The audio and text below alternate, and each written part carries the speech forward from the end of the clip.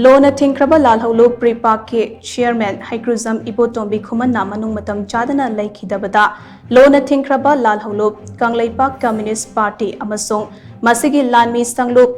मियामगी फिंगांग लानमीना यावोलगी इकाई खुमनबा उत्पगा लोइनना अवाबा फोंदोरकली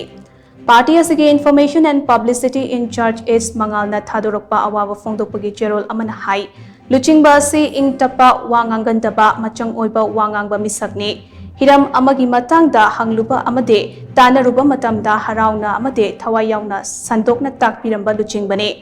महाकना हिंगलिंगै मतमदा निंगतम यावोलगे मरु ओइबा थबक थौगाई कया पुरमी महाक वेश्या लमदमदा लेमिनरिबा फुरुपचा सिंगे अमत्ता ओइबगी पांगल सागतनबा होटनरंबा लुचिंगबने लुचिंगबा असिगे अवांगबा वाखलोन अमदे असानबा मिटिंग अदुदे ngasiगी मिरोलना निंगसिंगदुना अदुमक लेहौरगनी महाकना हिंगलिंगै मतमदा पांगथोकपा ngamlamdraba थौगाई पुंबा लेहौरिबा मरोई मनाव पुंगनमकना मपुंग फाना पांगथोकनबा होटनमिनसी हाइनसो चेरोल असिना मखाताना फोंदोरकली।